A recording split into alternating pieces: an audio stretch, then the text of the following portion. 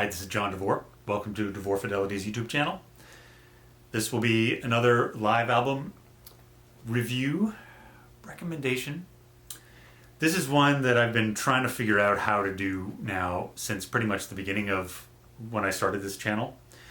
And this was a record that one of my employees and her husband suggested as one of the live albums to talk about. And my immediate reaction was, oh my God, I'm not going to do that one. That's a joke. That one's terrible. But that got me thinking about it. And over these past weeks, I have really had to examine my impression of the record.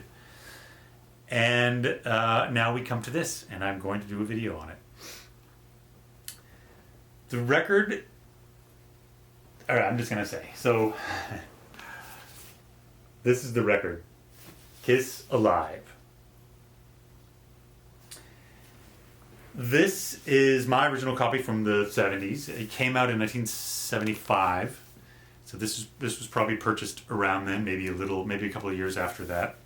So my initial reaction to doing this record was, oh God, no, I can't do that one. First of all, it's completely faked. It's all overdubbed. And second of all, Kiss is a joke. Basically, those two things are still true. But my relationship to Kiss is more complicated than that, because when I was a kid in the 70s, this was my favorite band. I had Kiss posters all over my wall. I would play this record really loud on my little plastic record player, my white plastic record player with the little orange plastic arm. And I would dance around and shake my head and sing along to all the songs. There's no denying its enjoyability in that sense. And there's no denying its immense popularity. It's credited with basically saving Casablanca Records at that time.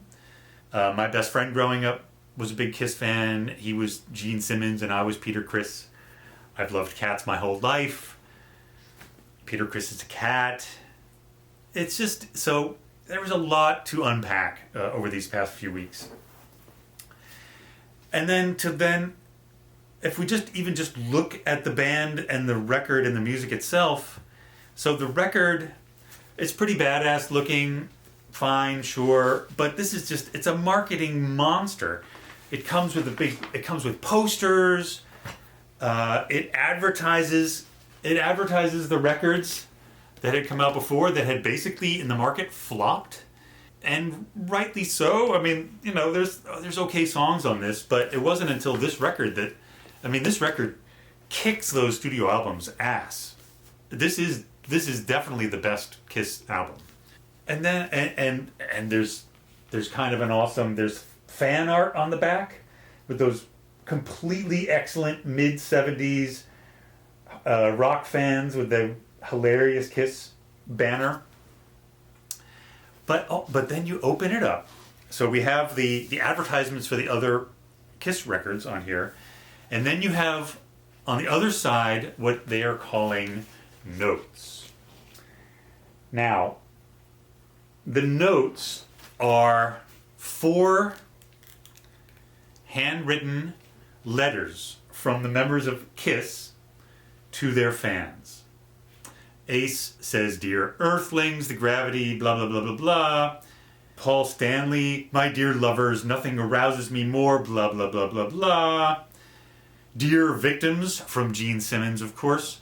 "I love to do all those deliciously painful things to you that make you writhe and groan in ecstasy."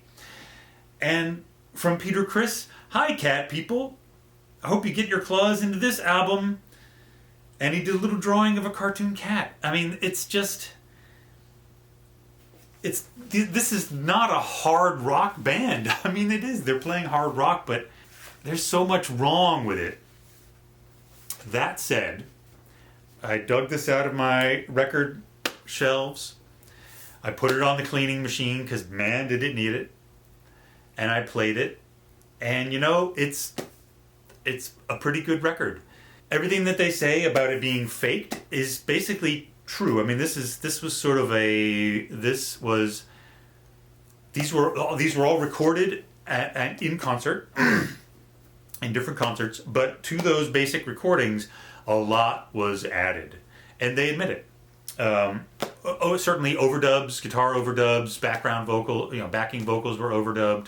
It's commonly asserted that the only things that were kept from the original live tracks were Peter Criss's drums, and then everything else, the explosions sounds, the banter, the massive crowd sounds, all of those were added or enhanced or filtered in or messed with in some way.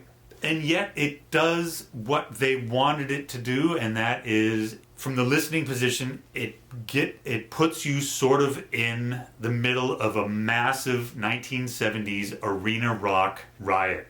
And for doing that, it's kind of impressive. It's pretty awesome, actually. I'm going to say it's pretty awesome. It's not the kind of thing that I'm going to pull out and listen to very often, but it is impressive. And if you're only going to own one Kiss album, don't get Kiss Double Platinum or any of that stuff. This is the one to get. And even their second Kiss Alive 2 was totally fake because they didn't have enough new material. They released it too early. Kiss basically broke up the Peter Criss, the Cat Man, left the band in 1980. So they were already gone by the time, when I was in middle school. They were done. After this record, they tried to stay hard rock, but they put out just junk like Meet Me in the Ladies' Room and Christine 16, and it was like they made it hard to stay a fan. So if you're gonna buy a Kiss record, this is the one. And if you're not missing a lot, but this is I will admit, this is a fun album. And that's it. I did it, and that wasn't so painful. Thank you very much for watching, and I hope to see you soon at the next video. Thanks. Bye.